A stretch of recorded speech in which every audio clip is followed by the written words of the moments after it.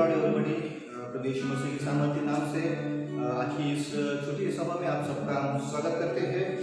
आइए प्रियो, इस समय हम प्रार्थना के साथ आगे बढ़ेंगे और जो भी आज का दिन है जो परमेश्वर ने हमारे लिए दिया है और इस दिन में हम परमेश्वर का धन्यवाद करेंगे और आराधना के साथ परमेश्वर के करीब हम लोग जाएंगे। उसके बाद फिर प्रभु के वचन से कुछ बातों को हम सीखेंगे और सुनेंगे। आइए इस वक्त प्रार्थना के साथ आगे बढ़ेंगे और प्रभु हम धन्यवाद करेंगे।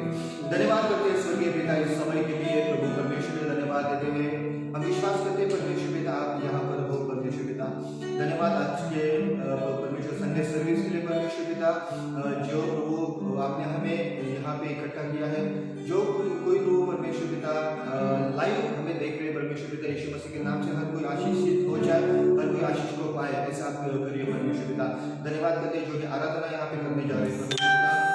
आराधना में आप हमें सामर्थ्य दीजिए, चलाइए परमेश्वर पिता। जो आराधना में हमारे साथ कनेक्ट होना चाहते हैं प्रभु, उनको भी प्रभु पिता आशीष भर दीजिए परमेश्वर पिता। धन्यवाद आगे का समय परमेश्वर पिता आपके हाथ में देते हुए परमेश्वर पिता आपको धन्यवाद की बलि चढ़ाते हैं परमेश्वर पिता। आगे का समय आपके हाथ में देते हैं यीशु मसीह के सामर्थ्य नाम से प्रार्थना करते और सुन और ग्रहण कर मेरे स्वर्गीय पिता। आमीन आमीन आमीन आमीन। धन्यवाद के साथ स्तुति गाऊंगा हे खुदा, उपकार तेरे बेशुमार, कोटि कोटि स्तुति धन्यवाद।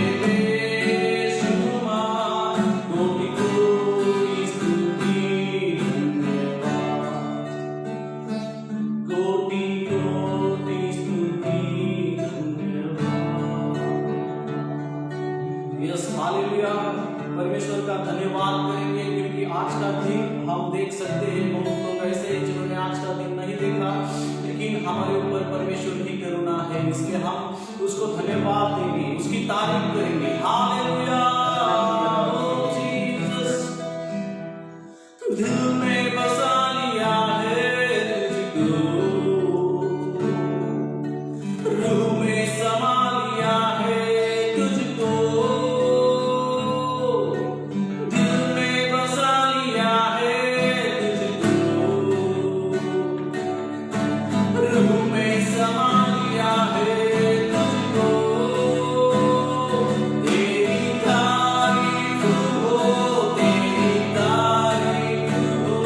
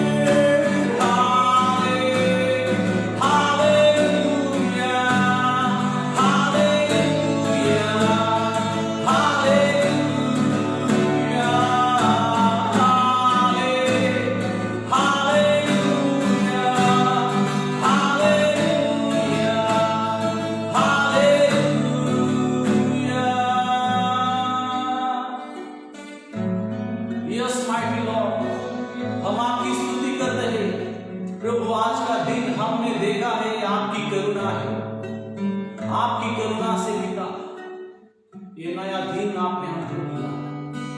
हालेलुया। ओ करुणा से तेरी नया दिन दिखाता है। ढाल बनकर मेरी मुझे बचाता है। करुणा से तेरी नया दिन दिखाता है। ढाल बनकर मेरी मुझे बचाता है। तो प्रभु आप हमारी ढाल हैं। हालेलुया। हमारा संरक्षण करने वाले आपके पिता परमेश्वर, हमको संभालने वाले आपके पिता परमेश्वर, हम आपकी स्तुति करते हैं, हम आपकी आराधना करते हैं प्रभु। इस समय में, इन दिनों में पिता आपने हमको संभाला है, इसलिए हम आपको धन्यवाद करते हैं, स्तुति करते हैं, प्रशंसा करते हैं प्रभु। यस माइटी लॉर्ड, आज के दिन के लिए हम आपको धन्यवाद करते हैं। आगे का समय आपके हाथ में देते हैं। आपका महिमा होने वाले पिता परमेश्वर, वचन के द्वारा आप हमसे बात कीजिए और आपका महिमा होने दीजिए। प्रभु यीशु के नाम में मांगते हैं पिता, आमीन आमीन। Yes, praise the Lord. आइए प्रभु के लोगों, इस वक्त हम प्रभु को धन्यवाद करेंगे और एक स्पिरिचुअल जो आराधना यहाँ पे की गई है, तो परमेश्वर धन्यवाद करेंगे। और मैं विश्वास करता हूँ कि आप सब इस आराधना के द्वारा आशीषित हुए हैं। तो आइए प्रभु के लोगों, इस वक्त हम प्रभु के वचन से कुछ बातों को सीखेंगे और जानेंगे। आज का जो दिन है, आज का दिन परमेश्वर ने हमें दिया है ताकि हम लोग उसकी बढ़ाई कर सके, हम उसकी महिमा कर सके, इसलिए परमेश्वर ने आज का दिन हमें दिया है।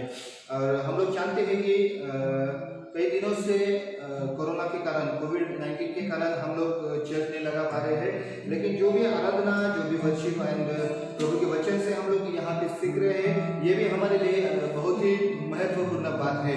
तो हम लोग जानते हैं कि ऐसी सिचुएशन इस संसार में या भारतवर्ष में भी आई है कि जिसके कारण लोग इकट्ठा नहीं हो पा रहे हैं, लेकिन प्रभु ने ये अवसर हमें दिया है। जो भी सोशल मीडिया है, ये हमें एक अवसर के तौर पे मिल चुका है कि जहाँ से हम लोग प्रभु की महिमा कर सके और काफ़ी सारे लोग इस सोशल मीडिया से प्रभु से कनेक्ट हो सके। और गए दिनों में जब मेरी कुछ लोगों से बातचीत हुई जो प्रभु में बढ़ रहे हैं, विश्वासी लोग हैं, और कई सारे लोगों ने मुझसे एक सवाल भी किया कि यहाँ पे कई सारे प्रभु के जन या प्रभु के सेवक लोग हैं, पास्टर्स लोग हैं, पासवान हैं, जो गए दिनों में कोरोना की वजह से डेथ हुए हैं, एक्सपायर हुए हैं। और मुझे भी कई लोगों ने ऐसा सवाल मेरे सामने रखा कि ये पास्टर लोगों को ऐसा क्यों हुआ, या फिर वो प्रभु के लोग थे या फिर प्रभु पर विश्वास करने वाले थे, प्रभु की सेवकाई करने वाले थे, तो फिर कोविड की वजह से उनकी डेथ क्यों हुई। ऐसा कई सारे लोगों ने मेरे सामने सवाल भी खड़ा किया था और मैं उसको पकड़ के कुछ बातों को आपके सामने मैं रखना चाहता हूँ। और मैं फिर से कहता हूँ कि बीमारी से मरना या फिर प्रभु की सेवक या प्रभु की सेवा करने वाले लोगों में ये बात होना कई लोगों को ये ऑड लगता है, ऐसा नहीं होना चाहिए। लेकिन बाइबल में कई जगह पे इसके बारे में लिखा है कि जो अगर जन्म लेता है उसको एक ना एक दिन मरना है, लेकिन वो कैसे मरेगा ये परमेश्वर डिसाइड करेगा, वो हमारे हाथ में नहीं होता है ना। और बाइबल में अगर आप पढ़ोगे सेकंड किंग, दूसरे राज्यों की किताब अगर आप पढ़ोगे, तो मैं चाहता हूँ आपके पास अगर बाइबल होगी तो आप निकाल सकते हैं दूसरे राज्यों की किताब, इसका 13 अध्याय और 14 पद को हम लोग पढ़ेंगे। वहां पे भी एक प्रभु के दास के बारे में लिखा गया है जिसका नाम था एलीशा, जिसके बारे में वहाँ पे लिखा गया है। अगर आप पढ़ोगे तो वहाँ पे आपको दिखाई देगा एलीशा भी एक बीमारी के कारण मर चुका था। और हम लोग जानते हैं एलीशा जो था वो परमेश्वर का एक दास था, एक भविष्यवक्ता था। और हम लोग अगर सोचेंगे कि एलीशा के द्वारा तो काफी सारे चमत्कार परमेश्वर ने किए हैं, काफी सारे लोग जो मरे हुए लोग भी जिंदा हुए जब एलीशा ने उनके लिए परमेश्वर के पास प्रार्थना किया है। एलीशा के द्वारा कई सारे चमत्कार भी हुए हैं और बाइबल में भी इसके बारे में लिखा गया। अगर आप 2 सेकंड राजा की किताब पढ़ोगे, दूसरे राजाओं की किताब, तो उसमें आप पाओगे 2 अध्याय से लेके आगे अगर आप पढ़ना शुरू करोगे तो एलीशा ने जितने भी मिरेकल किए हैं, मिरेकल के बारे में वहां पे लिखा हुआ है और आप उसकी स्टडी भी कर सकते हैं। लेकिन मैं आपसे कहना चाहता हूँ प्रियो कि एलीशा का जब मरने का समय आया, बाइबल में ऐसा लिखा है, मैं चाहता हूँ उस वचन को हम लोग पढ़े, दूसरे राज्यों की किताब 13 अध्याय का 14 पद मैं आप लोगों के लिए पढ़ना चाहूंगा। अगर आपके पास बाइबल है तो आप बाइबल से पढ़ सकते हैं इस बात को। जो लोग मुझसे ये सवाल करते हैं कि जो पास्टर लोग थे जो कोविड के कारण मरना नहीं चाहिए थे, लेकिन मैं आपसे कहना चाहूंगा वो भी एक मनुष्य है। पास्टर कोई आसमान से उतरा हुआ कोई नहीं है या स्वर्ग से उतरा हुआ नहीं है, वो भी एक मनुष्य है और वो भी माता पिता से जन्म पाया हुआ एक मनुष्य है। उसके पास भी लहू और मांस का शरीर है, जिस शरीर को कुछ भी हो सकता है, ऐसा कुछ नहीं है। और बाइबल में लिखा है एलीशा के बारे में, एलीशा के बारे में भी यही बात लिखी हुई है। एलीशा के बारे में मैं आपके लिए पढ़ना चाहूंगा 13 अध्याय का 14 पद। ऐसा लिखा गया है, एलीशा को वह रोग लग गया जिससे इसकी मृत्यु होने पर थी। ऐसा लिखा है, एलीशा को वह रोग लग गया जिसके कारण उसकी मृत्यु होने पर थी। उसकी मृत्यु होने पर थी, इसका मतलब ये डिसाइड था, परमेश्वर की ओर से ये डिसाइड था कि एलीशा ऐसे ऐसे रोग से मरेगा। वो तो प्रभु का चुना हुआ एक जन था, प्रभु का चुना हुआ भविष्यवक्ता था, प्रभु का चुना हुआ दास था, जिसके द्वारा कई सारे मिरेकल हम लोग देखते हैं। कई सारे मिरेकल को आप पढ़ोगे एलीशा ने जो किए हैं, एलिया से तो बहुत ज्यादा मिरेकल एलीशा के द्वारा हुए हैं, और फिर भी ऐसा लिखा है उसको रोग लगा है। अब मैं आपसे कहना चाहूंगा एलीशा को रोग लगना नहीं चाहिए था।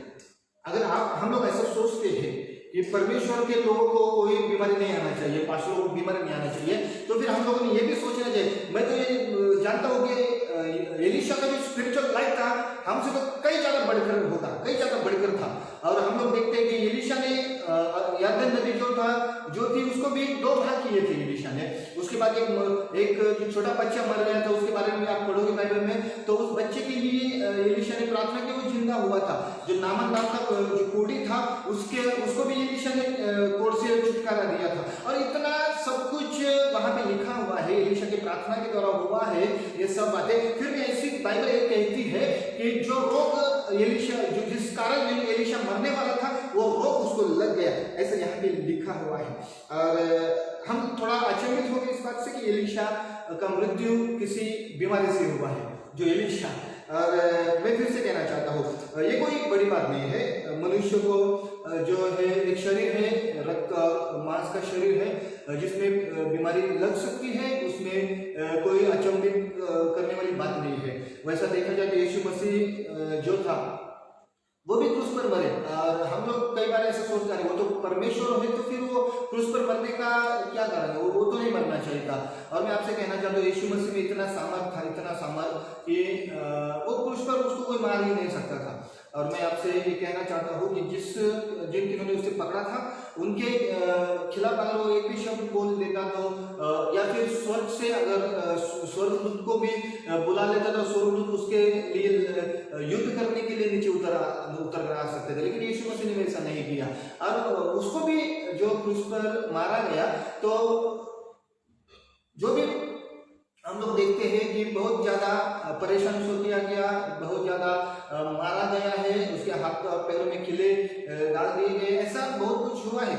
और वो चाहता तो ये नहीं हो सकता था, लेकिन वो मरना चाहता था इसलिए कि आपका और मेरा उद्धार हो सके। तो उसके लिए भी ये हुआ है। यीशु मसीह के कई सारे चेले हैं जो प्रभु की सेवा करते करते मर गए हैं। कई सारे जो चेले हैं उनको तो मारा गया है, उनका वध हो चुका है। परमेश्वर उनको बचा सकता था, लेकिन परमेश्वर ने जो डिसाइड किया होता है ऊपर से, जो भी परमेश्वर करता है वो ही होता है। हम लोगों के हाथ में कोई बात नहीं होती है। और यहाँ पे मैं वही कहना चाहता हूँ कि एलीशा के बारे में, वो रोग उसको लग गया जिस रोग के कारण वो मरने वाला था, और परमेश्वर ने भी ये डिसाइड किया था। और आप जानते हो जब एलीशा मर गया कई सालों के बाद, मतलब एलीशा मर गया, मरने के बाद एलीशा को एक कब्र में गाड़ा गया। और कई सालों के बाद उसी कब्र में जिस कब्र में एलीशा को गाड़ा गया, उसी कब्र में एक डेड बॉडी, एक मुर्दा इंसान था जो मरा हुआ था, उसको भी एलीशा की कब्र में गाड़ा गया, एलीशा की कब्र में। और ऐसा लिखा है बाइबल में, अगर आप दूसरे राज्यों की किताब 13 अध्याय का 20 पद से लेके आगे अगर आप पढ़ोगे, वहां पे ऐसा लिखा हुआ है कि एलीशा की जो अस्थियां थी, जो बोन है ना, हड्डी थी, वो हड्डी का स्पर्श उस डेड बॉडी को हुआ।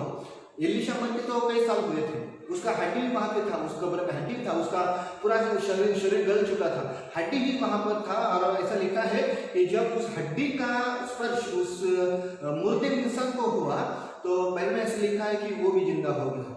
तो ये भी एक अचंभित करने वाली बात है, जिस कारण मतलब एलीशा भी मरा एक रोग के कारण, और एलीशा के हड्डी में इतना सामर्थ है कि उस सामर्थ से उस हड्डी का स्पर्श होते ही एक मुर्दा हुआ आदमी, मुर्दा आदमी, डेड बॉडी फिर से जिंदा हो गई। तो फिर हम लोग ये सोचेंगे कि एलीशा के हड्डियों में इतना सामर्थ है, तो एलीशा में जो सामर्थ है वो एलीशा को चंगा क्यों नहीं कर सकी? ऐसा भी कई बार हम लोग सोच सकते हैं। लेकिन मैं आपसे कहना चाहता हूं, जब समय आता है इस संसार को छोड़ने का, और परमेश्वर ने जो डिसाइड किया होता है जिस कारण मरना है, वो तो 100% वैसा होना है। मैं फिर से कहना चाहता हूँ, आइए उस वचन को भी हम लोग पढ़ेंगे, दूसरे राज्यों की किताब 13 अध्याय 20 से लेके आगे कुछ पदों को हम लोग पढ़ेंगे। मैं चाहता हूँ उसको हम लोग पढ़े 20 और 21 पर। ऐसा लिखा है, तब एलीशा मर गया और उसे मिट्टी दी गई। प्रतिवर्ष वसंत ऋतु में मोआब के दल देश पर आक्रमण करते थे। लोग किसी मनुष्य को मिट्टी दे रहे थे कि एक दल उन्हें दिखाई पड़ा, तब उन्होंने उस शव को एलीशा की कब्र में डाल दिया। ऐसा लिखा है, उस शव को, उस डेड बॉडी को एलीशा की कब्र में डाल दिया, और एलीशा की हड्डियों से छूते ही वह जी उठा। बाइबल में लिखा है, एलीशा की हड्डियों से छूते ही वो जी उठा। अभी यहाँ सोचने वाली बात है, थोड़ी सोचने वाली बात है। ऐसे सोचने वाली बात कि एलीशा खुद अगर रोग से मरता है, बीमारी से मरता है, और एलीशा की हड्डी से एक मुर्दा हुआ आदमी जिंदा होता है। मैं आपसे यहाँ क्या कहना चाहता हूँ, परमेश्वर जो डिसाइड करता है ना वही होता है। अगर एलीशा का मृत्यु किसी बीमारी के कारण होना है तो वो परमेश्वर ने डिसाइड किया, वो हो गया। लेकिन मरने के बाद भी एलीशा के द्वारा चमत्कार होना है, ये भी परमेश्वर की मर्जी है, और ये परमेश्वर की मर्जी से हुआ है। मरने के बाद भी एलीशा की हड्डियों से चमत्कार हुई है। जहाँ पे एलीशा जिंदा नहीं था, सिर्फ हड्डी का स्पर्श हुआ, टच हुआ, और वो मुर्दा जो इंसान था वो जिंदा हो गया। ऐसा बाइबल में लिखा गया है। और ये कितनी बड़ी बात है हम लोगों के लिए, जो लोग इस सवाल को खड़ा करते हैं कि पास्टरों को मरना नहीं चाहिए। मैं उनसे यही बात करना चाहता हूँ कि एलीशा के रोग के कारण मरा, लेकिन मरने के बाद भी एलीशा के हड्डियों से चमत्कार हुआ है। ये भी परमेश्वर की मर्जी है, और शायद ऐसा ही बहुत कुछ परमेश्वर करना चाहता है। ऐसा बहुत कुछ हो सकता है जो परमेश्वर करना चाहता है। अगर आप बाइबल में पढ़ोगे, लूका की किताब 16 अध्याय में भी ऐसा लिखा गया है। हम लोग जानते हैं, एक वहां पे दो लोगों के बारे में लिखा गया है। एक धनी व्यक्ति था, और दूसरा था एक लाजर जो कंगाल था, जो जिसका नाम था लाजर। और एक बात याद रखिए, जो मुर्दों में से जिंदा हुआ जो लाजर, वो ये नहीं है, वो अलग है, जो यीशु का मित्र था। लेकिन ये जो लाजर है, ये कंगाल था, और बाइबल में लिखा है वो बीमार भी था। अगर आप 16 अध्याय पढ़ोगे, 16 अध्याय और मेरे ख्याल से 19 पद से आगे अगर आप पढ़ोगे लूका की किताब, तो उसमें इनके बारे में लिखा हुआ है। मैं चाहता हूँ उस वचन को हम लोग पढ़े, 16 अध्याय लूका की किताब। अगर आपके पास बाइबल है तो आप निकाल सकते हैं, और 16 अध्याय और 19 पद से कुछ वचन को हम आगे पढ़ेंगे जो यहाँ पे लिखा हुआ है। तो यहाँ पे ऐसा लिखा है, धनी मनुष्य और निर्धन लाजर, ऐसा लिखा है। एक धनवान मनुष्य था जो व्यंजनी कपड़े और मलमल पहनता था, और प्रतिदिन सुख विलास और धूमधाम के साथ रहता था। लाजर नाम के एक कंगाल घावों से भरा हुआ उसकी डेवढ़ी पर छोड़ दिया जाता था, और वह चाहता था कि धनवान की मेज पर की जूठन से अपना पेट भरे, यहाँ तक कि कुत्ते भी आकर उसके घावों को चाटते थे। यहाँ पे दो लोगों के बारे में लिखा है, एक है धनी इंसान, धनी व्यक्ति था, मनुष्य था, और दूसरा था लाजर। और ऐसा लिखा गया है, जो धनी मनुष्य था वो उसके पास पैसा था, बहुत सारा पैसा था, और वो अपने चैन में रहता था, सुख विलास में रहता था। वो चाहता था कि मैं अच्छे कपड़े पहनूं, मैं अच्छा खाना खाऊं, और ऐसा बहुत कुछ बातों में वो अटका पड़ा था। और अपनी संपत्ति जो था ना, अपनी संपत्ति को वो यूज करता था, खुद के लिए वो यूज करता था। लेकिन बाइबल में ऐसा लिखा है, एक चेतावनी, धनी लोगों के लिए चेतावनी बाइबल देती है। मैं एक बात कहना चाहता हूँ, धनी होना कोई पाप नहीं, धनी होना पाप नहीं। परमेश्वर कई सारे लोगों को धनी बनाता है, और बाइबल में भी लिखा है कि जो परमेश्वर पर विश्वास करता है वो धनी बनता है। धनी होना कोई पाप नहीं है, लेकिन अपना धन का जो हम लोग यूज करते हैं, जो धन को हम लोग इस्तेमाल करते हैं, वो सही तरीके से होना चाहिए, उसमें कोई गड़बड़ी नहीं होना चाहिए। अगर परमेश्वर हम लोग को धनी होने का आशीष दिया है, तो उसका यूज या इस्तेमाल जो होना है ना, वो सही तरीके से होना है, जो परमेश्वर को भाता हो या परमेश्वर को पसंद हो। जो परमेश्वर को पसंद नहीं है, अगर हम लोग वो धन, उस धन को ऐसे अगर यूज करते हैं जो परमेश्वर को पसंद ना हो, तो मैं फिर से कहता हूँ उस धनी व्यक्ति के लिए, उस धनी मनुष्य के लिए परमेश्वर को राज्य को देखना बहुत कठिन हो सकता है। और बाइबल में भी ये लिखा हुआ है। बाइबल एक चेतावनी भी देती है, जो परमेश्वर जो वस्तुएं हमें देता है, जो संपत्ति हमें देता है, ईमानदारी से उसको खर्च करना है, जो परमेश्वर चाहता है। मतलब जैसे कि परमेश्वर को अच्छा लगे, है ना। हम लोग प्रभु के लोग हैं। धनी होना पाप नहीं, मैं फिर से कहता हूँ, धनी होना पाप नहीं है।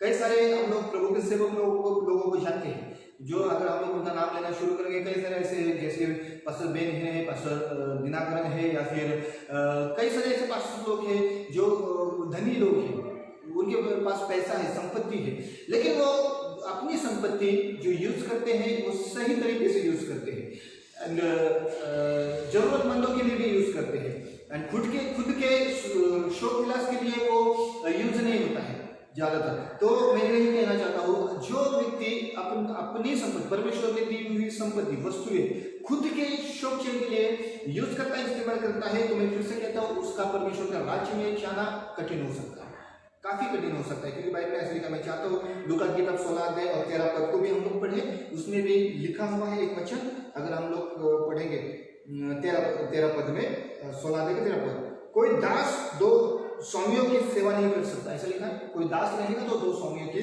सेवा नहीं कर सकता, क्योंकि वह तो एक से बैर और दूसरे से प्रेम रखेगा, या एक से मिला रहेगा और दूसरे को तुच्छ जानेगा, ऐसा लिखा है। तुम परमेश्वर और धन दोनों की सेवा नहीं कर सकते हो, दोनों की सेवा नहीं हो सकती।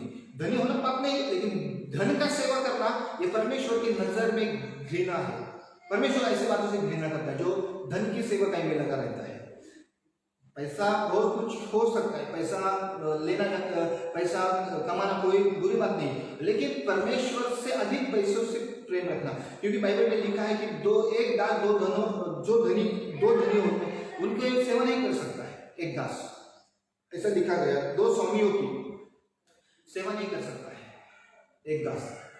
वो एक की, दोनों की अगर साथ में सेवा करना शुरू करेगा तो एक को ऊंचा करेगा, दूसरे को नीचा दिखाएगा, ऐसा होता है। कई बार यहाँ पे भी जो धनी व्यक्ति था वो पैसों से प्रेम करता था, पैसों की सेवा करता था और परमेश्वर से बैर करता था। शायद वो तो परमेश्वर को जानता भी होगा, आगे हम लोग इसके बारे में देखेंगे, लेकिन मैं आपसे कहना चाहता हूँ ज्यादातर जो उसकी संपत्ति थी, उसका पैसा था, उस पैसों से और संपत्ति से ज्यादा प्रेम रखने वाला था, क्योंकि वो दो स्वामियों की सेवा नहीं कर सकता, वो परमेश्वर की भी और संपत्ति की भी। ऐसा बहुत प्रॉब्लम उसके अंदर था और वो संपत्ति से ज्यादा प्रेम रखता था। इसलिए यहाँ पे भी लिखा है कि तुम परमेश्वर और धन दोनों की सेवा नहीं कर सकते। धन कमाओ लेकिन उसकी सेवा ना करो, धन कमाओ लेकिन उसको सही तरीके से यूज करो, सही मायने में यूज करो, जो परमेश्वर को अच्छा लगता है वैसा ही। बाइबल में लिखा है कि परमेश्वर जो है कई लोगों को धनी बनाता है। हम लोग अय्यूब के बारे में देखते हैं, अय्यूब को भी परमेश्वर ने धनी बनाया था। बाइबल में लिखा है, अय्यूब की किताब अगर आप पढ़ोगे एक अध्याय में लिखा है, अय्यूब को भी परमेश्वर ने धनी बनाया था। खुद शैतान ने परमेश्वर के सामने इस बात को कबूल किया था कि तूने अय्यूब को धनी बनाया है करके। परमेश्वर ने अय्यूब को धनी बनाया था, बहुत सारा धन परमेश्वर ने अय्यूब ने, लेकिन अय्यूब धन की सेवा करने वाला नहीं था। अय्यूब जो था परमेश्वर की सेवा करने वाला था और धन को अपने जगह पे रखता था, संपत्ति को अपनी जगह पे रखता था, लेकिन परमेश्वर उसके लिए सब कुछ था। ये बात याद रखिए, जो पैसों का, धन का, संपत्ति की सेवा करता है वो परमेश्वर की सेवा नहीं कर सकता है। और यहाँ पे भी एक धनी व्यक्ति है जिसके बारे में हम लोग पढ़ रहे हैं, वो जो है वो धन की सेवा करने वाला, संपत्ति की सेवा करने वाला, धन खुद के ऊपर लुटाने की उसकी ज्यादा कोशिश थी और इरादा था। और बाइबल में एक वचन अगर हम पढ़ेंगे, लूका की किताब 16 अध्याय और 15 पद, उसमें भी कुछ बातों को ऐसे लिखा हुआ है। मैं चाहता हूँ उसको हम लोग पढ़ेंगे। 16 का 15, लूका की किताब 16 अध्याय का 15 पद ऐसा लिखा है, उसने उससे कहा, तुम तो मनुष्यों के सामने अपने आप को धर्मी ठहराते हो, परंतु परमेश्वर तुम्हारे मन को जानता है, क्योंकि जो वस्तु मनुष्यों की दृष्टि में महान है, फिर से याद रखिए और पढ़िए, ऐसा लिखा है, जो वस्तु में मनुष्यों की दृष्टि में महान है वह परमेश्वर के निकट घृणित है। और ये जो धनी व्यक्ति था, इसकी नजर में, इसकी दृष्टि में उसकी संपत्ति महान थी, महान, लेकिन इसलिए वो परमेश्वर की नजर में घृणित था। ये बात याद रखिए, परमेश्वर की नजर में वो घृणित था, ऐसा बाइबल भी कहती है। तो मैं आपसे कहना चाहता हूँ, धनी बनना पाप नहीं है, लेकिन उस धन का जो इस्तेमाल करना, गलत तरीके से करना, वो पाप हो सकता है। और खुद की शौक चैन के लिए या सुख विलास के लिए उस संपत्ति को यूज करना। और हम लोग जानते हैं कि वो जो धनी था, वो खुद पर ही ज्यादा खर्चा करना चाहता था, इसलिए वो दोषी ठहरा। खुद पर ही जितना था वो खुद के लिए, जितना था वो। और हम लोग जानते हैं कि एक लाजर नाम का एक मनुष्य है, वो उसके दरवाजे पे वहां पे रहता था, और उसकी चाहत थी, उसका सोचना ये था, ये धनी व्यक्ति जो खाता है, वो खाने के बाद जो जुटन होता है ना, वो भी मुझे खाने को मिले तो भी ठीक है, उससे मेरा पेट में भर सकता हूँ। मैं आपसे इन दोनों में कुछ बातें मैं फर्क दिखाना चाहता हूँ, और ये बहुत जरूरी है। लाजर की मंशा थी कि धनी व्यक्ति का जो जुटन आता है ना, वो मैं खाकर अपना पेट भरूं, ऐसा वो चाहता था। लेकिन मैं आपसे यहाँ पे कहना चाहता हूँ, उस धनी व्यक्ति को उस लाजर की कोई परवाह नहीं थी, कोई परवाह नहीं थी। जो जुटन होता था वो बाहर फेंका जाता था उसके घर से, और वो लाजर उसको खाकर अपना पेट भरने की कोशिश करता था। और जो धनी व्यक्ति था, काफी सारा पैसा था, और वो लाजर को खिला सकता था, अकेले लाजर को खिला सकता था, अगर उसके अंदर परमेश्वर का भय होता, अगर उसके अंदर परमेश्वर का डर होता, तो वो लाजर को भी खिला सकता था। अगर उसका जीवन धर्मी होता तो वो लाजर को भी खिला सकता था। क्योंकि मैं आपसे कहना चाहता हूँ, बहुत सारा धन होने से कोई धर्मी होता है ऐसा नहीं है, लेकिन धर्मी जीवन जीना भी जरूरी होता है। मैं आपसे कहना चाहता हूँ, ये जो धनी व्यक्ति है, ये व्यवस्था को जानने वाला व्यक्ति था। व्यवस्था को, जो बाइबल की व्यवस्था है, उसको जानने वाला व्यक्ति था। क्योंकि आगे लिखा हुआ है, जब धनी व्यक्ति मर गया और जब वो अधोलोक में उसको डाला गया, तब उसने अब्राहम को देखा, ऐसा लिखा, अब्राहम को देखा। इसका मतलब अब्राहम को देखकर पहचान भी लिया, ये अब्राहम है करके। अब्राहम को पहचाना, इसका मतलब वो व्यवस्था को जानता है, अब्राहम को भी जानता है, वो मूसा को भी जानता है, क्योंकि मूसा के बारे में भी आगे उसको बताया गया है। इन सब बातों को वो जानता है।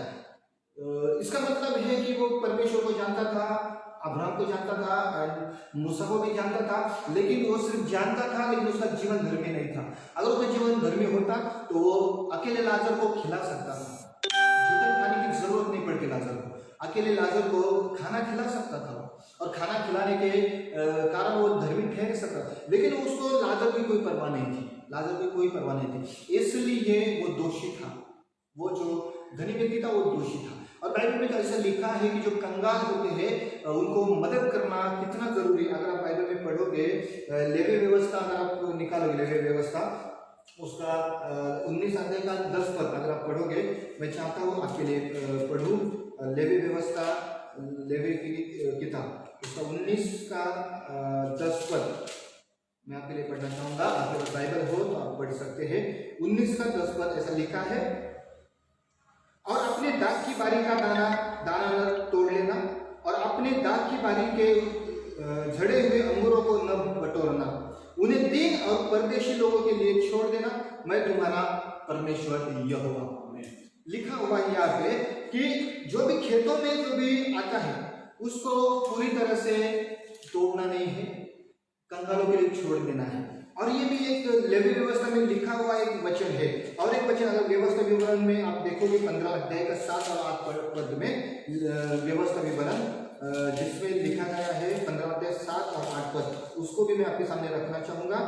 ऐसा लिखा गया है, जो देश तेरा परमेश्वर यहोवा तुझे देता है, उसके किसी फाटक के भीतर यदि तेरे भाइयों में से कोई तेरे पास दरिद्र हो, ऐसा लिखा है, अगर कोई तेरे पास दरिद्र हो तो अपने उस दरिद्र भाई के लिए न तो अपना हृदय कठोर कर लो। क्या लिखा है?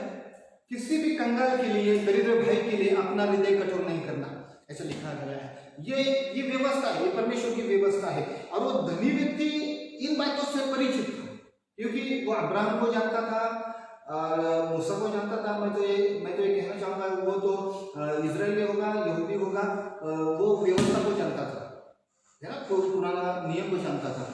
और ऐसा होने के बावजूद वो धनी जो था वो लाजर पे तरस नहीं खाता था, उसकी कोई परवाह नहीं करता था, और ये उसका दोष था, बहुत बड़ा दोष था। और बाइबल में लिखा है कि हम लोग यहाँ पे ऐसा लिखा गया है कि किसी भी कंगाल व्यक्ति के लिए अपना हृदय कठोर ना करना, ऐसे आगे लिखा है, और न अपनी मुट्ठी कड़ी करना। बाइबल कहती है अपनी मुट्ठी कड़ी ना करना, मतलब मुट्ठी को धाक नहीं लेना है, उसको आगे करना है मदद के लिए, ऐसे यहाँ पे लिखा है। 8 पद में ऐसे लिखा है, जिस वस्तु की घटी उसको हो, उसकी जितनी आवश्यकता हो उतना अवश्य अपना हाथ ढीला करके उसको उधार देना, लिखा हुआ है ना। बाइबल तो क्लियरली इन बातों से हमें परिचित करती है और सिखाती है कि देना, है ना, जिसको जो आवश्यकता हो। अभी धनी व्यक्ति ने वो नहीं किया, ये जो धनी व्यक्ति था उसको लाजर की कोई परवाह नहीं थी, और लाजर उसके बाहर, दरवाजे के बाहर भी पड़ा रहता था, फिर भी वो धनी व्यक्ति उसके लिए कुछ नहीं करता था। जो झूठन पड़ता था, झूठा खाना, लाजर को खाना पड़ता था, झूठा खाना। धनी व्यक्ति ने उसका उसकी कोई परवाह नहीं की। और अगर कोई वचन अगर हम पढ़ेंगे, और भजन संहिता की किताब 41 अध्याय का एक पद अगर हम पढ़ेंगे, भजन संहिता मैं आपके लिए पढ़ना चाहूंगा। आपके पास बाइबल है तो आप निकाल सकते हैं, और स्क्रीन पे भी अगर कोई डाल सके तो जरूर डाल दीजिए। 41 भजन संहिता 41 इसका एक पद ऐसा लिखा है, क्या ही धन्य है वह जो कंगाल की सुधि रखता है। ऐसा लिखा है, क्या ही धन्य है वे व्यक्ति जो कंगाल की सुधि रखता है, ऐसा लिखा है। कंगाल की सुधि मतलब कंगाल की सुधि लेता है या उसको मदद करता है, उसकी परवाह करता है। सुधि का मतलब परवाह करता है, वो व्यक्ति धन्य है जो कंगाल की परवाह करता है। एंड यहाँ पे हम लोग देखते हैं कि इस धनी व्यक्ति ने वही नहीं किया जो परमेश्वर चाहता है। और हम लोग आगे अगर पढ़ेंगे तो वो धनी व्यक्ति मरने के बाद उसका क्या हुआ हम आगे पढ़ेंगे, लेकिन उसके पहले कुछ और कुछ वचन आपको देना चाहता हूँ। भजन संहिता की किताब इसका 82 अध्याय 82 अध्याय और 3 पद तो हम लोग पढ़ेंगे। 82 वहां लिखा है 3 और 4 को, कंगाल और अनाथों का न्याय चुकाओ, दीन दरिद्र का विचार धर्म से करो। क्या लिखा है? दीन दरिद्रों का विचार धर्म से करो। 4 पद में लिखा है, कंगाल और निर्धन को बचा लो। ऐसा लिखा है, कंगाल और निर्धन को क्या करो? बचा लो। और ये परमेश्वर इस बात को चाहता है कि हम लोग कंगाल और निर्धन को बचाएं या फिर उनकी सुधि ले। और बाइबल में और वचन उनके लिए लिखा हुआ है। मैं चाहता हूँ भजन संहिता 112 अध्याय का 9 पद पढ़ेंगे, उसमें भी लिखा हुआ है, उसने उदारता से दरिद्रों को दान दिया, उसका धर्म सदा बना रहेगा। ऐसा लिखा है, जो उदारता से दरिद्रों को दान करता है उसका धर्मी जीवन है ना, राइचियसनेस, उसका धर्मी जीवन बना रहेगा। उसको कोई छीन नहीं पाएगा, उसको कोई उससे अलग नहीं कर पाएगा, उसका धर्मी जीवन बना रहेगा। और धर्मी जीवन के लिए ये बहुत जरूरी बात है कि ये होना चाहिए, है ना। बाइबल में लिखा है कि जो कंगाल हो या दरिद्री हो उसको मदद करना। और ये जो धनी व्यक्ति था ना, ये इस बात को नहीं करता था। ये धनी व्यक्ति इस बात से खुद को रोकता था। एक लाजर की मदद वो नहीं कर सका। एक लाजर बहुत सारा पैसा उसके पास होने के बावजूद वो लाजर की परवाह नहीं कर सका, है ना। और वचन अगर पढ़ेंगे नीति वचन 19 का 17 पद हम पढ़ेंगे, नीति वचन की किताब 19 अध्याय 19 और 17 पद, उसमें भी इन बातों को लिखा हुआ है। आइए हम लोग उसको पढ़ेंगे। 17 पद ऐसा लिखा है, जो कंगाल पर अनुग्रह करता है वह यहोवा को उधार देता है। क्या लिखा है? जो कंगाल पर अनुग्रह करता है, अनुग्रह मतलब जो दया करता है, कंगाल पर कृपा करता है, कंगाल पर दया करता है, ऐसा लिखा गया है, वो यहोवा को उधार देता है, यहोवा को, है ना। आगे लिखा है, और वह अपने इस काम का प्रतिफल पाएगा। जो कंगाल को मदद करता है, जो कंगाल की सुधि लेता है, जो कंगाल की परवाह करता है, वो परमेश्वर को उधार देने वाला है। और बाइबल में लिखा है कि उसका प्रतिफल उसको मिलेगा ही मिलेगा। लेकिन जो कंगाल की या दरिद्र लोगों की सुधि नहीं लेता है, तो मैं फिर से कहना चाहूंगा, उनको भी प्रतिफल मिलेगा, लेकिन वो अलग सा मिलेगा, वो अलग सा। जो इस धनी व्यक्ति को उसका प्रतिफल मिला है, इस धनी व्यक्ति को क्या प्रतिफल मिला है, अगर आप बाइबल में पढ़ोगे तो आपको वो दिखाई देगा। जब ये धनी व्यक्ति था और वो जो कंगाल लाजर था, दरिद्र लाजर था, तो एक दिन ऐसा आया कि लाजर मर गया। बाइबल में लिखा है लाजर मर गया। लूका की किताब में अगर आप पढ़ोगे, लाजर मरने के बाद ऐसा लिखा गया है कि स्वर्गदूत आकर उसको अब्राहम की गोद में लेकर गए। ऐसा लिखा है, स्वर्गदूत लाजर मरने के बाद अब्राहम के गोद में गया। अब्राहम के गोद में गया, इसका मतलब जिसे एक शब्द बोला जाता है सुखलोक भी उसको बोला जाता है ना, सुखलोक, पैराडाइज उसको बोला जाता है, पैराडाइज। तो अब्राहम की गोद ऐसा लिखा गया है। मैं चाहता हूँ उस वचन को हम लोग पढ़ेंगे। 22 पद वहां पे लिखा है, 16 अध्याय 22, लूका 16 का 22, वहां पे ऐसा लिखा है, ऐसा हुआ कि वह कंगाल मर गया। कंगाल मतलब लाजर मर गया, और स्वर्गदूतों ने उसे लेकर अब्राहम की गोद में पहुंचाया। स्वर्गदूतों ने उसको लेने के लिए स्वर्गदूत आ गए। मैं आपसे कहना चाहता हूँ, वो कंगाल था, वो धनी व्यक्ति के ऊपर निर्भर था कि वो जब देगा तभी ये खा सकेगा, है ना। धनी व्यक्ति का जो जुटन है वो मिलेगा तो ही अपना पेट भरेगा, ऐसी इसकी कंडीशन थी। और 21 पद में अगर आप पढ़ोगे तो आखिरी में पढ़ोगे, ऐसा लिखा है, यहाँ तक कि कुत्ते भी आकर उसके घाव को चाटते थे। घाव को चाटते थे इसका मतलब वो बीमार भी था, उसके शरीर को बीमारी भी लगी हुई थी। लेकिन इस बात से हम लोग को पता चलता है कि स्वर्गदूत आकर उसको सुखलोक लेके गए, अब्राहम की गोद में लेके गए। इसका मतलब वो परमेश्वर पर विश्वास करने वाला व्यक्ति था। वो जो लाजर था वो परमेश्वर पर विश्वास करने वाला व्यक्ति था, इसलिए वो अब्राहम की गोद में गया और सुखलोक में, पैराडाइज में गया। एक बात ध्यान रखिए, मैं कहना चाहता हूँ, हर गरीब या हर कंगाल वहां जाएगा ऐसा नहीं है। वही जा सकता है जो परमेश्वर को जानता है, जो यीशु मसीह को ग्रहण करता है। नहीं तो मैं यहाँ भी कंगालों के बारे में सिखा रहा हूँ, कई सारे लोग ऐसे सोचेंगे अरे हम भी कंगाल है तो चलो हम भी वहां जाएंगे। ऐसा नहीं है। जो परमेश्वर को जानते हैं, जो परमेश्वर को मानते हैं, जो यीशु मसीह को ग्रहण करते हैं, उनके लिए वो जगह है जिसे अब्राहम की गोद कहा गया है, पैराडाइज कहा गया है, सुखलोक कहा गया है। और जो भी बिलीवर, जो विश्वास करने वाले लोग मरते हैं, उनके लिए वो जगह है, उनके लिए दी गई वो जगह है जहाँ पर उनको लेके जाया जाता है। और यहाँ पे लिखा गया है, स्वर्गदूत आकर उस कंगाल लाजर को लेकर गए। स्वर्गदूत मतलब स्वर्ग से आकर उसको लेकर गए, ऐसा लिखा हुआ है। कितना बड़ा उसके लिए ये अवसर है, वो धन्य है। वो बीमार था, कंगाल था, फिर भी प्रभु के साथ विश्वास योग्य था।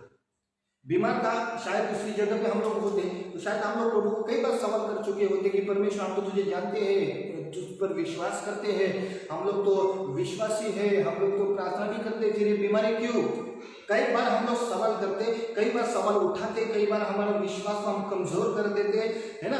ऐसा हो सकता था, शायद हम लोग उसकी जगह होते। शायद कोई ऐसा नहीं करता हो तो वो अच्छा है, वो धन्य व्यक्ति है।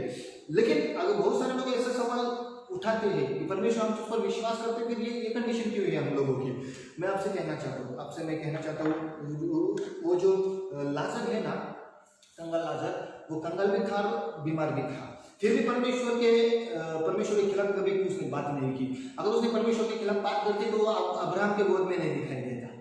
अगर कोई भी बात वो परमेश्वर के खिलाफ करता तो अब्राहम के गोद में कभी दिखाई नहीं देता। वो अब्राहम के गोद में दिखाई दिया, इसका मतलब वो परमेश्वर के खिलाफ बात नहीं किया उसने। वो बीमार होने के बावजूद, कंगाल होने के बावजूद। मैं फिर से कहना चाहता हूँ, हम लोग के पास कुछ हो या ना हो, या फिर बीमारी हो, कुछ भी हो, है ना, परमेश्वर के खिलाफ कोई बात नहीं करना, ताकि हम लोग स्वर्ग से वंचित ना हो, है ना। हम लोग इस संसार में 70 या फिर 80 साल जीवित रहेंगे, लेकिन परमेश्वर के साथ विश्वास योग्य रहेंगे तो ये 70 और 80 साल के बाद हम लोग वहां पर सुख को भोगेंगे, जहां परमेश्वर लेके जाएगा, है ना। एक सुख मिलेगा वहां पे। जैसे लाजर 60, 70, 70, 80 साल तक उसने यहाँ पर दुख उठाया इस पृथ्वी पर। और ये कोई कहानी नहीं है, ये रियलिटी है, रियलिटी, कोई कहानी नहीं है। लाजर ने यहाँ पर 70-80 साल तक दुख उठाया, बीमारी में था, कंगालपन में था, लेकिन जब वो मरने के बाद, तब से सुखलोक में, तो आज तक वो सुखलोक में है। आज तक कितने साल हुए हमें नहीं पता, है ना, कितने साल हुए। ये यीशु मसीह ने बताई हुई सत्य घटना है। यीशु मसीह के पहले भी ये हो सकता है, शायद मेरा तो मानना ऐसा है कि वो मूसा के समय में भी हो सकता है, कोई जो क्या बोलते हैं पुराने जो नबी थे उनके समय में भी शायद ये घटना घटी होगी, है ना। तो यीशु मसीह ने ये बताया है। तो मैं आपसे कहना चाहता हूँ, उस समय लाजर मरने के बाद अब्राहम के गोद में गया तो आज तक वहीं पर है, आज तक वो वहां पे अपना सुख ले रहा है, वहां पर है। हालेलुया, इस बात को याद रखिए। और जब वो जो धनी था, बाइबल में ऐसे लिखा है, वो धनी मरने के बाद भी कहा गया, मरने के बाद वो भी हम लोग को पता है। ये जो लाजर था वो मरने के बाद अब्राहम की गोद में ही क्यों गया पता है? क्योंकि अब्राहम को जो विश्वासी लोग हैं उनका पिता कहा गया है, और जहां पर अब्राहम है वहां पर उसकी संतान को पहुंचना है ना। जो विश्वास करने वाले लोग होते हैं, विश्वासी। एक वचन को अगर आप पढ़ोगे रोमियो की किताब 4 अध्याय, रोमियो की किताब 4 अध्याय का 16 और 17 पद अगर आप पढ़ोगे तो उसमें इस बारे में लिखा हुआ है। मैं चाहता हूँ आप लोगों के लिए पढ़ूं। रोमियो की किताब 4 अध्याय का 16 और 17 पद ऐसा लिखा है, इसी कारण प्रतिज्ञा विश्वास पर आधारित है कि अनुग्रह की रीति पर हो, कि वह उसके सब वंशों के लिए दृढ़ हो, न कि केवल उसके लिए जो व्यवस्था वाला है, वरन उनके लिए भी जो अब्राहम के समान विश्वास वाले हैं। ऐसा लिखा है, जो अब्राहम के समान विश्वास वाले हैं वही तो हम सबका पिता है। और ऐसा लिखा है, जैसा लिखा है, मैंने तुझे बहुत सी जातियों का पिता ठहराया है, ऐसे अब्राहम के बारे में लिखा है। और अब्राहम एक विश्वासी था, परमेश्वर के साथ विश्वास योग्य था, परमेश्वर के ऊपर विश्वास करने वाला था, इसलिए उसको विश्वासियों को पिता कहा गया है ना। और जो भी विश्वास करने वाले, परमेश्वर पे विश्वास करने वाले मरते हैं, वो अब्राहम के गोद में उनको लेकर जाते हैं स्वर्गदूत। क्यों वहां पे लेके जाते? क्योंकि वो विश्वासियों को पिता कहलाता है ना, बाइबल में लिखा है। और ये जो लाजर था, ये लाजर भी एक परमेश्वर पर विश्वास करने वाला था, और इसलिए वो मरने के बाद अब्राहम के गोद में गया, क्योंकि वो अब्राहम की संतान था। और धनी व्यक्ति भी अब्राहम की संतान था, धनी व्यक्ति भी, लेकिन वो परमेश्वर पर विश्वास करने वाला नहीं था, वो परमेश्वर को जानता था, लेकिन जैसी व्यवस्था होनी चाहिए परमेश्वर की वो उसके अंदर नहीं थी। वो धन से प्यार करने वाला, संपत्ति से प्यार करने वाला, प्रेम रखने वाला था। परमेश्वर को उसकी संपत्ति से कोई भी प्रॉब्लम नहीं थी, लेकिन जो प्रेम वो परमेश्वर की तरह संपत्ति से करता ना, ये उसका दोष था। उसके बाद उसने कंगालों को कभी सुधी नहीं दी, ये उसका दोष था। और उसके बाद जो भी संपत्ति था वो खुद के लिए वो खर्च करना चाहता था, ईमानदारी से नहीं। जो वस्तुएं परमेश्वर ने दी है उस वस्तुओं को वो अपने मन से उड़ाना चाहता है, उड़ाता था, और ये उसका दोष था। और बाइबल में लिखा है, इसका परिणाम क्या हुआ पता है? इसका परिणाम हुआ कि उसको अधोलोक जाना पड़ा। अधोलोक मतलब एक नरक जैसी जगह, जहां पर उसको जाना पड़ा। बाइबल में ऐसा लिखा है। आइए उसको भी हम लोग पढ़ेंगे। लाजर के बारे में हम लोगों ने पढ़ा कि लाजर अब्राहम की गोद में था, गोद में गया। अब मैं फिर से कहना चाहता हूँ, हर कंगाल या हर गरीब वहां पे जाएगा ऐसा नहीं है। वही वो धनी हो या कंगाल हो, वही स्वर्ग तक जाएगा जो परमेश्वर पर विश्वास करके उसकी व्यवस्था के मतलब उसने जो आज्ञाएं दी है और यीशु मसीह को ग्रहण करना है, या फिर ये सब बातें करते हैं ना, वो वहां पर पहुंचेंगे। इस बात को याद रखिए। लेकिन आगे ऐसा लिखा गया है 23 पद को अगर हम 22 पद को अगर हम पढ़ोगे आगे भी, ऐसा हुआ कि वह कंगाल मर गया और स्वर्गदूतों ने उसे लेकर अब्राहम की गोद में पहुंचाया। वह धनवान भी मारा और गाड़ा गया, और अधोलोक में उसने पीड़ा में पड़े हुए अपनी आंखें उठाई। ऐसा लिखा है, अधोलोक में पीड़ा में पड़ी हुई, मतलब वो अधोलोक में था। अधोलोक और पीड़ा, मरने के बाद एक अधोलोक, एक नरक जैसी जगह जहाँ पे उसको दुख था, पीड़ा था। और उसने आंखें उठाकर देखी तो लाजर जो था उसके दरवाजे में पड़ा हुआ रहता था। वो लाजर को उसने देखा, लेकिन वो देखा अब्राहम की गोद में, और ये था अधोलोक में। अभी दोनों में फर्क क्या है? जब तक वो संसार में जीवित थे तब धनी व्यक्ति ने ऐश की, सुख विलास में अपना जीवन को बिताया, धनी व्यक्ति ने 70-80 साल तक। और जो लाजर था वो कंगाल था और बीमार भी था, दुख में अपना जीवन बिताया। लेकिन अभी दोनों का भी प्रतिफल चेंज हो चुका है।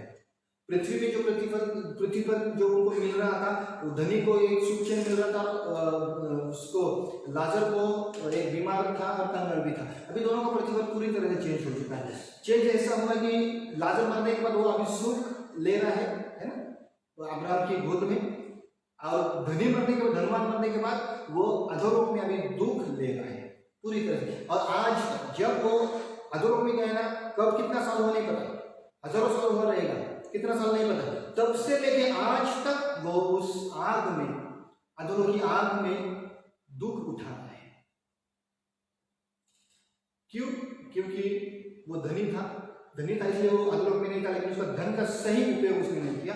कंगालों के लिए, इस कंगालों की सुधि नहीं लिया, एंड जितना भी पैसा तो खुद के लिए खर्च करना चाहता था, ये सब उसका दोष था और इसके कारण उसको अधोलोक जाना पड़ा। इसी कारण उसको अधोलोक जाना पड़ा और ये उसका प्रतिफल था, अभी मरने के बाद मिलने वाला प्रतिफल। आज तक कई साल हुए, आज तक वो अधोलोक में है। प्रियो, इस बात को याद रखो। लेकिन आपसे कहना चाहते हो हर धनी व्यक्ति अधोलोक में जाएगा, ऐसा नहीं है। अब्राहम भी तो धनी था, अब्राहम के पास भी बहुत सारा धन था, पैसा था, लेकिन अब्राहम तो है ना सुखलोक में है ना। अब्राहम, हर धनी व्यक्ति वहां नहीं जाएगा, नरक में नहीं जाएगा, हर धनी व्यक्ति नरक में नहीं जाएगा। एक इस बात को भी याद रखिए, नहीं तो आप गफला करोगे थोड़ा मिसअंडरस्टैंडिंग होने का। हर धनी ऐसा धनी के लिए हो ऐसा कुछ नहीं, हर धनी व्यक्ति वहां नहीं जाएगा। वही जाएगा जो परमेश्वर को नहीं जानता हो, जो उसकी आज्ञा को नहीं मानता हो, एंड जो क्या बोलते हैं कंगालों की सुधि नहीं देता हो, एंड संपत्ति का सही इस्तेमाल नहीं करता हो, है ना। तो ऐसा व्यक्ति को स्वर्ग में जगह तो मिलेगा ही नहीं, ऐसा बाइबल में लिखा गया है। इस बात को ध्यान से याद रखिए। परमेश्वर क्या कहते हैं, दोनों का प्रतिफल चेंज हो चुका है। अभी वो कंगाल लाजर था, उसका प्रतिफल जो सुख भोगना है, और जो धनी था, धनवान था, उसका प्रतिफल चेंज होगा, अभी उसको दुख भोगना है। और वो कितने साल तक वो तो उसका कोई मतलब कोई बता भी नहीं पाएगा, मतलब वो कभी ऊपर आ भी नहीं पाएगा।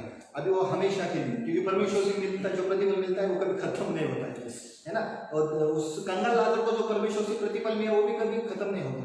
हम लोग जो वहां जाएंगे ना सुख लोक में, स्वर्ग में, तो हम लोग कंगाल लाजर से मिल पाएंगे 100%, उससे मिलेंगे, है ना।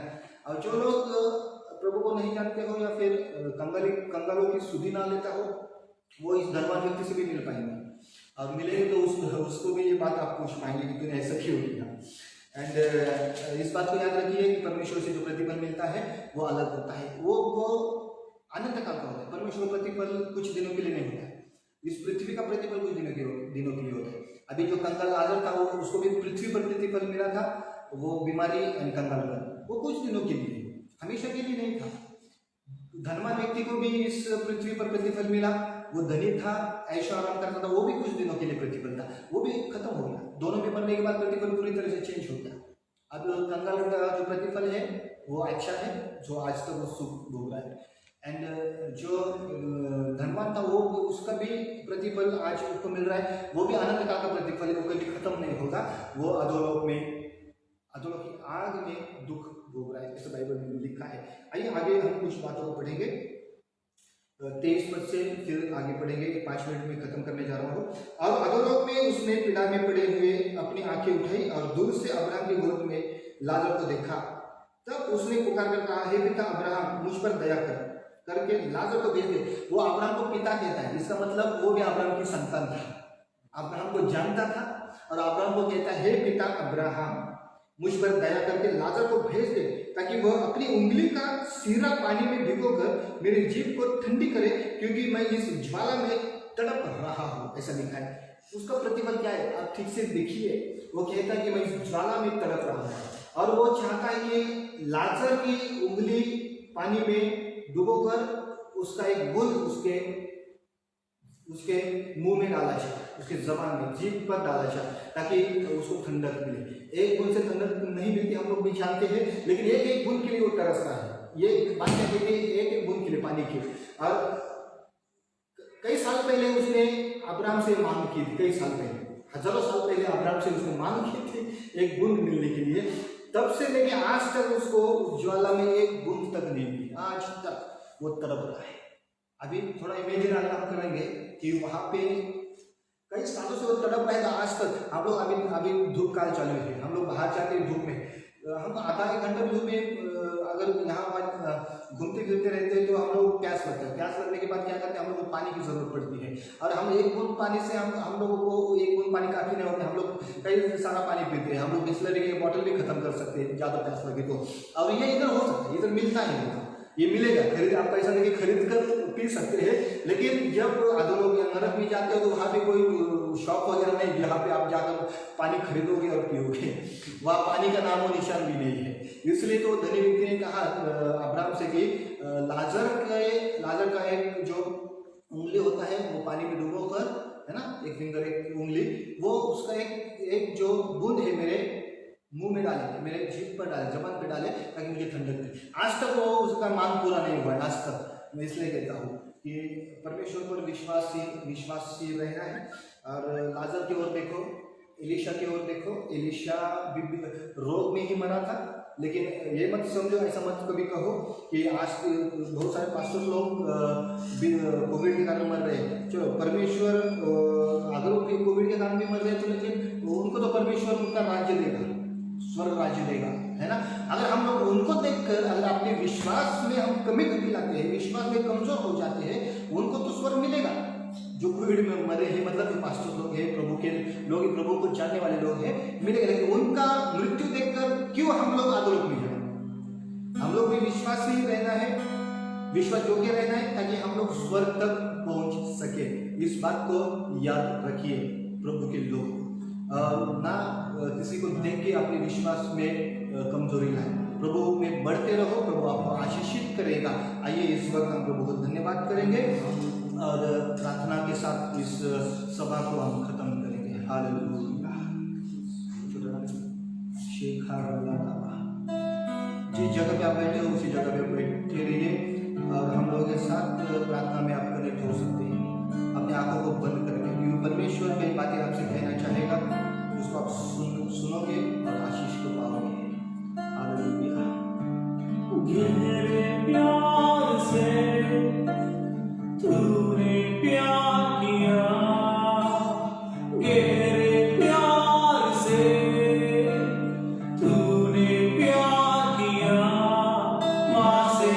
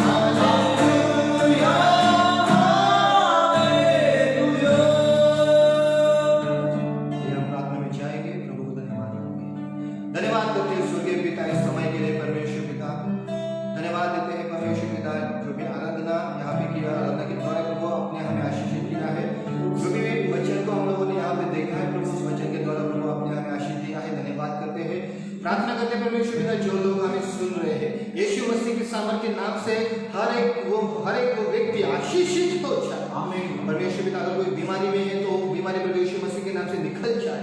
अगर कोई भी बीमारी के शरीर में हो, यीशु के सामर्थ्य नाम से हम चाहते हो बीमारी पूरी तरह से चंगे हो जाए।